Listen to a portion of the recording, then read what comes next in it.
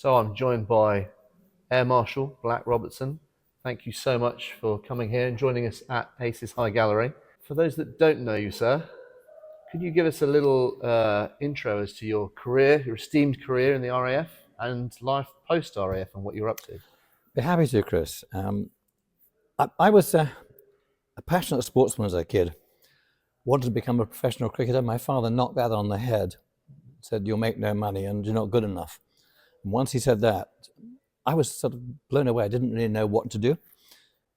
And he said, "Have you any other ideas?" I said, "I thought flying might be fun. Join the RAF, go to Cranwell."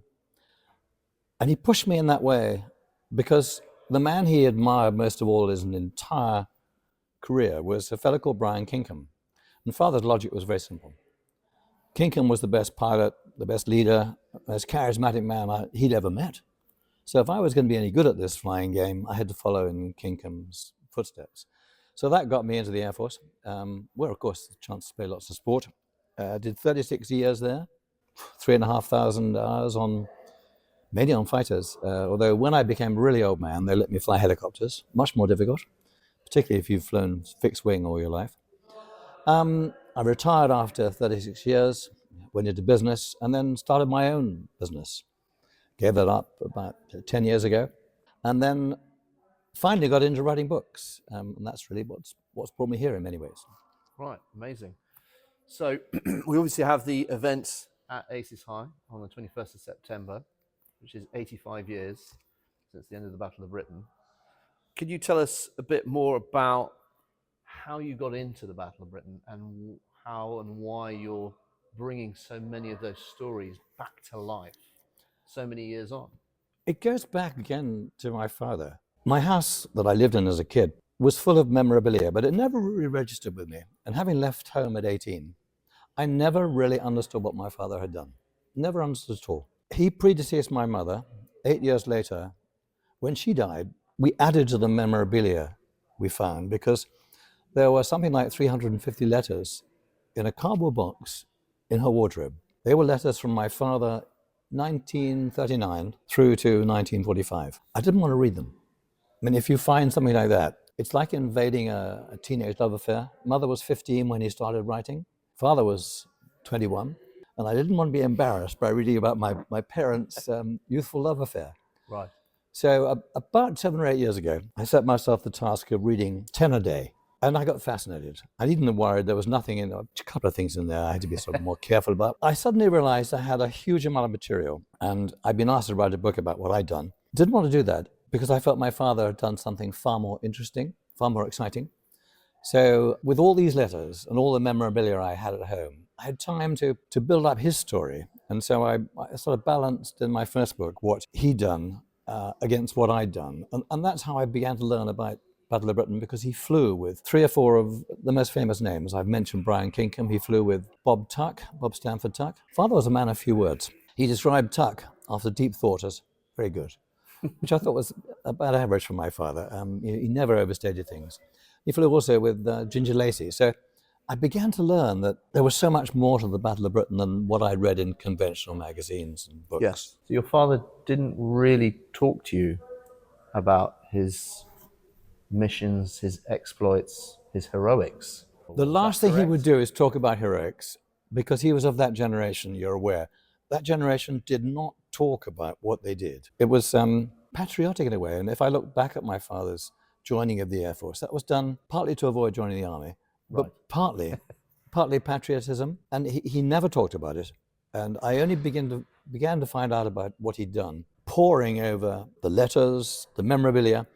And then when my brother had a son, my brother asked my father to write something down to explain what he'd done during the war. Now, I've inherited my father's laziness, and my father didn't want to write anything down, so he put it all on tape. So that went to my brother, and after a few years, my brother transcribed it. I had something like 60 pages of transcribed notes, my father recalling what had happened. And perhaps the most poignant thing about all this was, by the time my brother finally started committing this to paper, 6 of those old cassettes, my father was dead.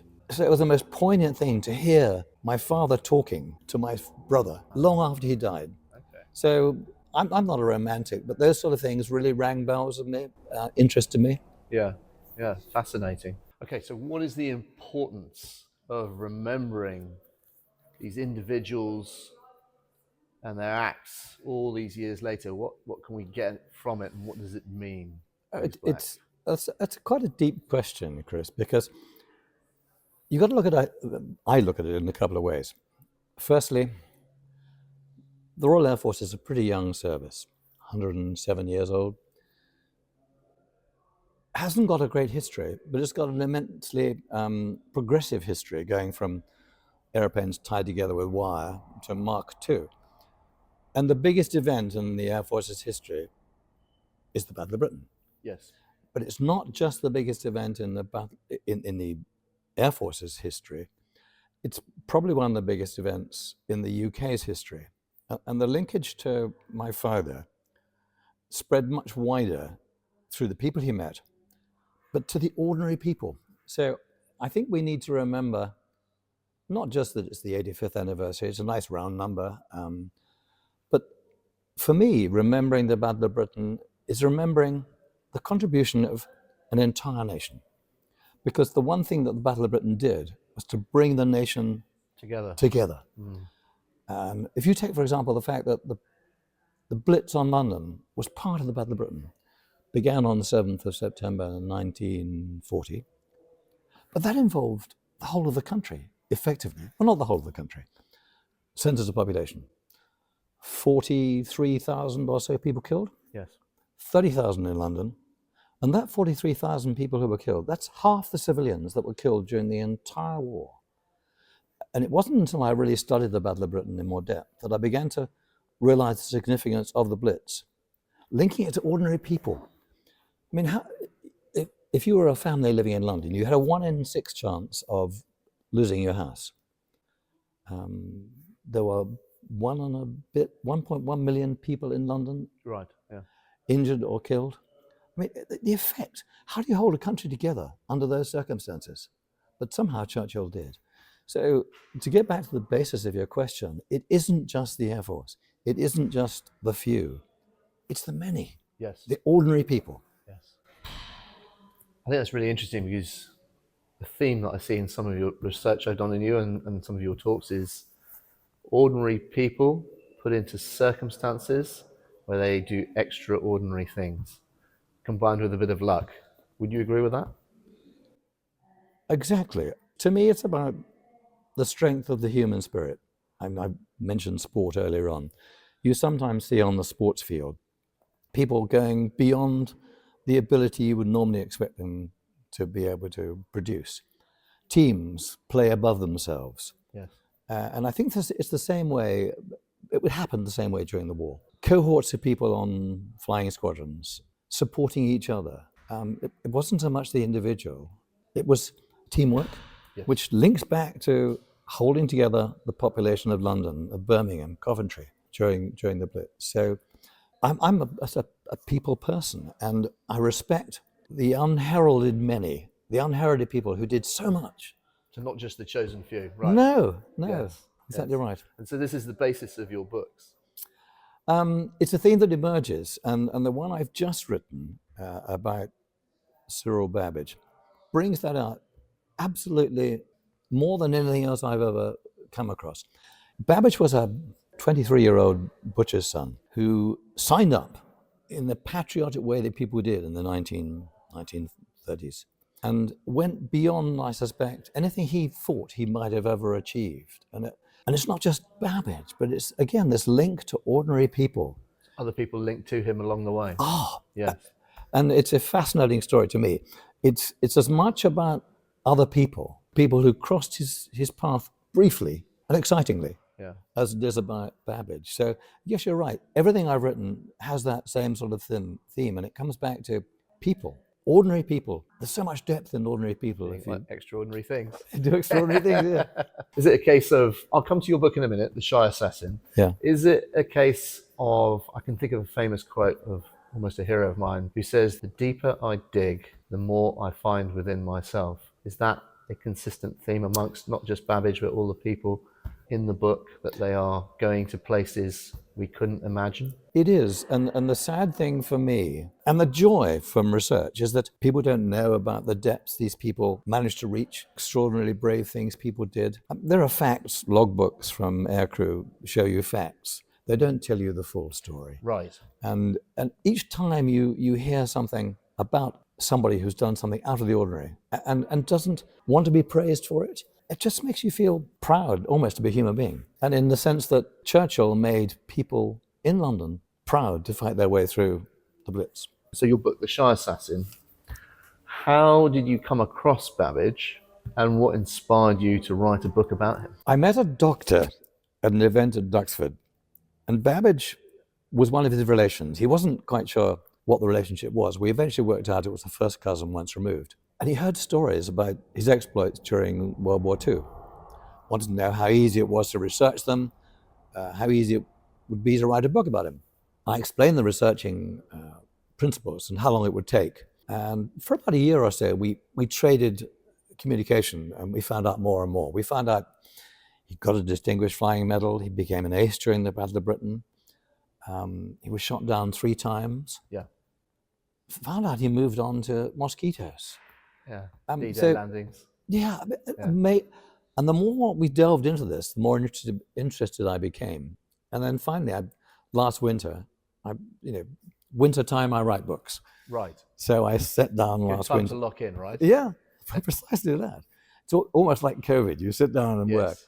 And I started to write, and I traded information with this doctor, Francis Wells, a very highly respected heart specialist, who writes professional books himself.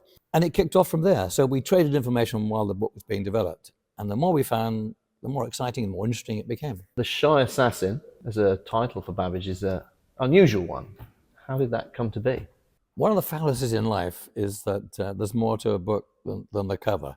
Of course. It's not true in a way, because everyone looks at the cover, looks at the title. I had thought long and hard about this. And one of the inspirations, read the book and you'll find out why it's called The Shy Assassin. But there was a lovely man who most people who understand the Battle of Britain and what went on will know, called Wing Commander Tom Neal. Yeah. Absolute gentleman.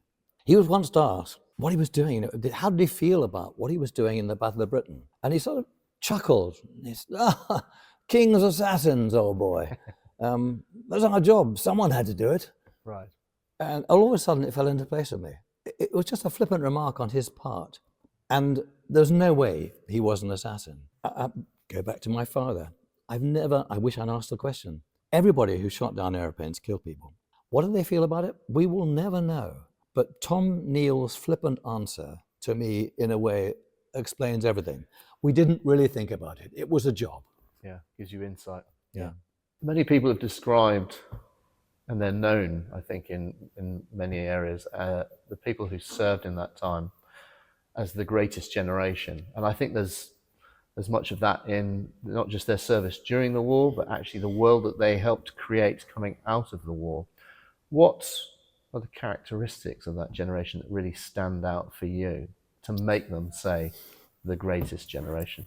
I don't think they would ever have accepted that sort of sobriquet, because they were essentially people who held the information to themselves. They didn't necessarily share things in the same way that everyone shares things today. They were a self-effacing generation. People didn't look for admiration. They didn't look for praise. A bit like the sort of team spirit thing we talked about earlier. Their pride came in teamwork, pride in doing a job well. And they would never have believed that they'd been looked back on in years to come as a special generation. And they're special because of what happens when you compare them with what followed. That's the sense I get of it. And personally, I love the fact that they were quiet, self-effacing, and you only found out how good they were, for instance, by flying with them, spending time with them, and then you suddenly find it's like people you meet. Sit down for a drink or a meal, and all of a sudden, depth of character emerges. The lady or the man you're with turns out to be much deeper than you ever understood, and you can listen to them and talk to them for hours. And they had so many stories.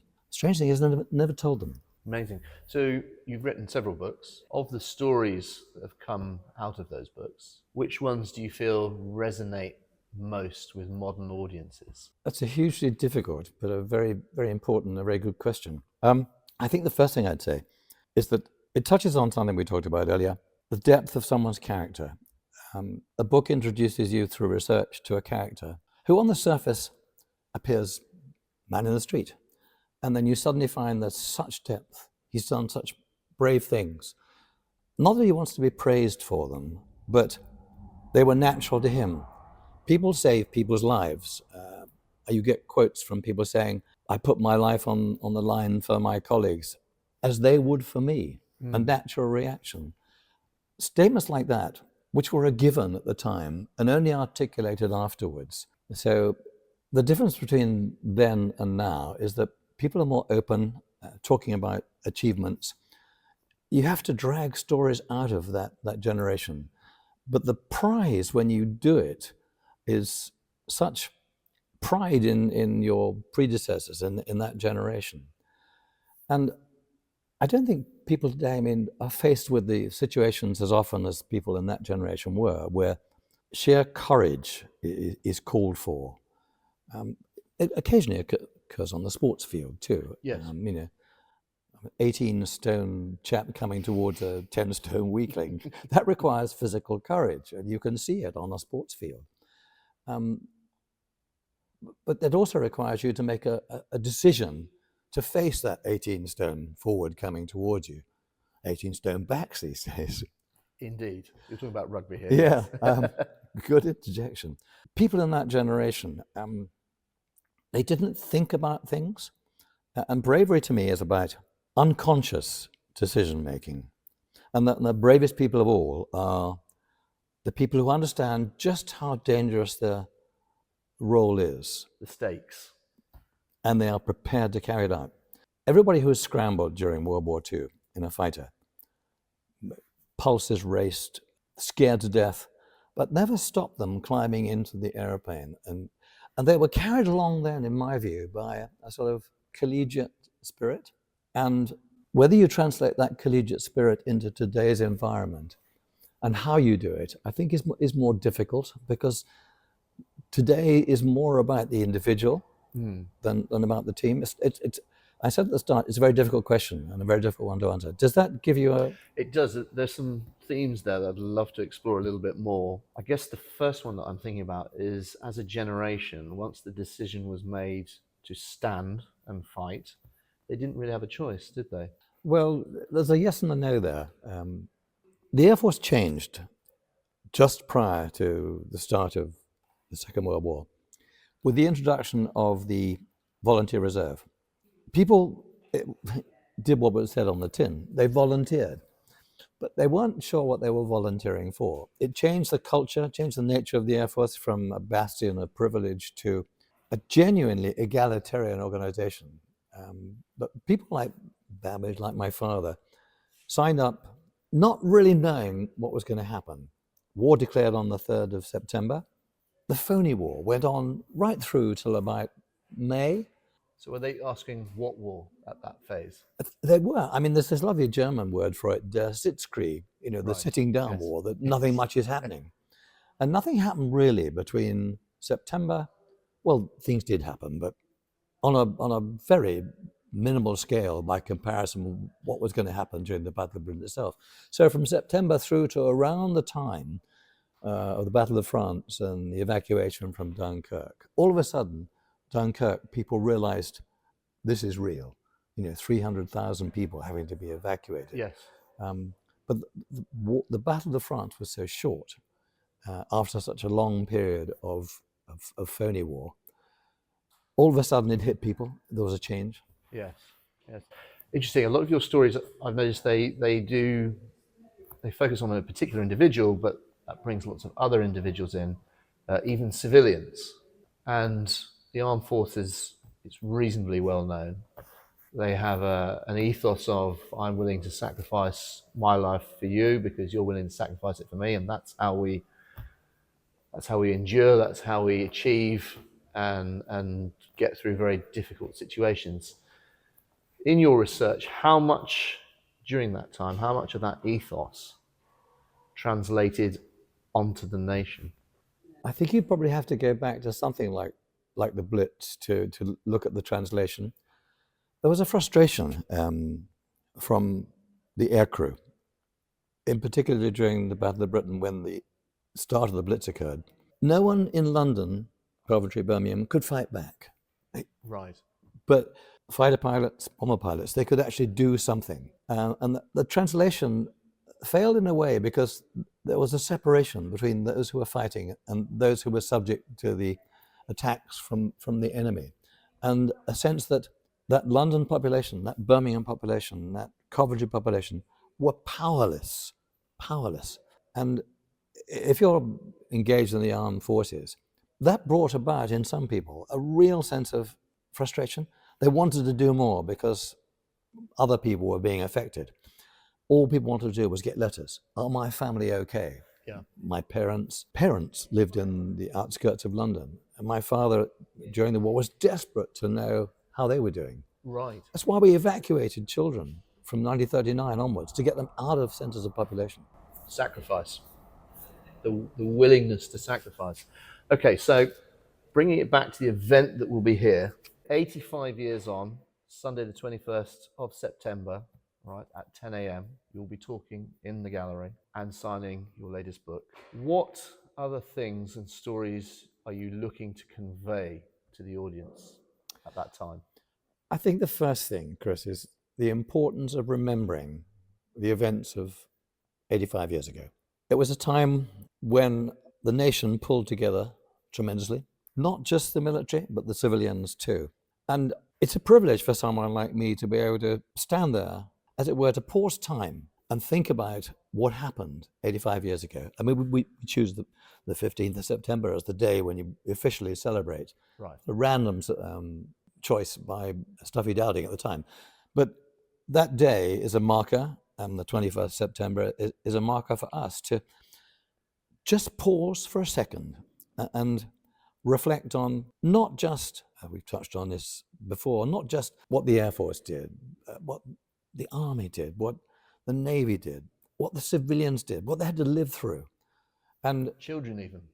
Children. I mean, you can still see pictures of kids running around bomb sites. Yes. It was fun for them, but different generation. And to me, it's important. I can't imagine the Army ever forgetting about days like Waterloo, or the Navy not reflecting seriously every year in October on, I think it's October, on Trafalgar. And the Air Force with such a short history, it's important to have something almost to hang your hat on. But it isn't just the Air Force. It isn't just men. It's women too. Women were decorated during the Battle of Britain for what they did. It's about a whole generation which we're paying tribute to in a way. And one day, all right, it's 21st September for us here, but one day, 85 years on, nice round number, it's time to pause, think, reflect, and say thank you. Indeed, indeed. Now, a lot of their stories are untold, but those that are seemingly battles against enormous odds. The SAS, they were formed during the Second World War, and I understand that you have maybe one or two SAS stories that perhaps you could share with us. It goes back, Chris, to this human spirit issue we've talked about. Yes. If I hadn't had the privilege of looking into Babbage's career, finding out what he did flying with an elite Mosquito unit, I would never have known about what happened in the aftermath of D-Day. The SAS dropped something like 40 plus people behind lines after D-Day. I had no idea about that. So this is, again, it's the research, the things you discover. And what happened to this particular team? It was known as Operation Bull Basket. Where they get these names from, I don't know. Brilliant names, though. Bull Basket, I mean. Led by a man called John Tonkin, widely regarded historically as one of the finest leaders that ever went through the SAS. Very few people know about John Tonkin, know about what he did. I could tell you the whole story by the book, because his story is really worth telling. And it's worth telling because of what he and his 40-man team did behind the lines. 30 of them plus effectively were captured and murdered by the Gestapo. Murdered, right. And how they recompensed for that with a stunningly effective Mosquito raid, to me almost embodies, again, this ethos of teamwork and leadership and bravery, all the things, Blitz, Battle of Britain, all our armed services over the year. But I would never have had the privilege of finding out about Major as he retired, with the MC, John Tonkin, if it hadn't been for researching the story about Babbage. Okay, so given your research, all the individuals and stories that you've uncovered, is there anyone that you would like to know more about and research and maybe write about next? It's a very difficult question, and a lot relies on happenstance, really. I mean, I've talked to you a little bit about John Tonkin. I would love to know more about this very special individual. But often, and it may well happen on the 21st, someone will come to you and say, do you know about so-and-so? And all of a sudden, a whole avenue will open up. Maybe it's about a gunner who worked on Wellingtons or... I've got one for you, but we'll talk about that separately. Yeah, well, it could well be. You never know what's going to fall out of these sort of discussions. And that's the exciting thing about being captured by someone's story. And at the end of it, these sort of stories are as much about satisfying one's own curiosity and ending up feeling proud that one's a member of the human race that can produce people. Yeah. Like John Tonkin, like Cyril Babbage, like Bob Tuck. Obviously, you'll be doing a talk and then a Q&A.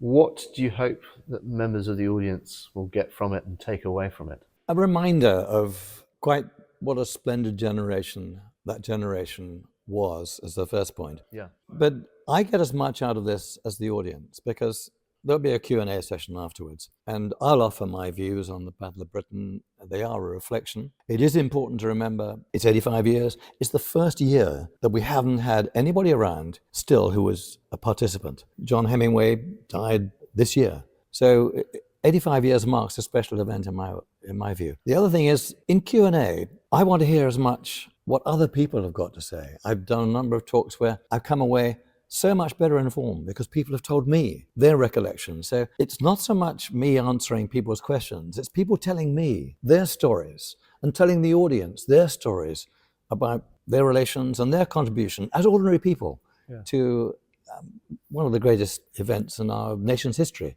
dare I say.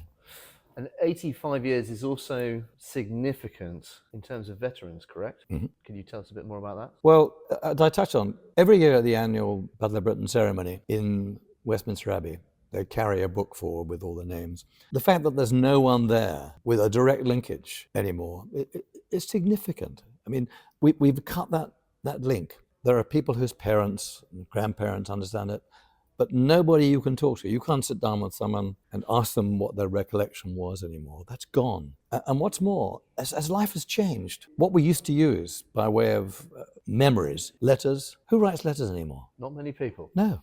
So it's harder and harder to be able to put a tangible feel for what actually happened. If people, this recording we're making will be lost in time eventually. Books won't be. Letters won't be. So it's not an easy question to answer, but best I can do. No, I think it's a very good answer, and I would surmise that that's why we need gentlemen like you delving into the notes and the letters in the past and doing research so that we will remember and never forget the incredible sacrifice under immense darkness and challenges and the triumph of the human spirit during that time. And on that note, I'd like to say thank you so much for doing that. And we cannot wait to have you here doing your thing, relaying these stories and telling the audience all about it. And I'd like to say thank you so much for your time today. Much Thanks, appreciated. Chris. It's my pleasure. And as a bonus, 85 years on Sunday the 21st at 10 a.m, we will also have the Guild of Aviation Artists displaying some of their artwork here. So be sure to join us. Link for purchasing tickets is in the description.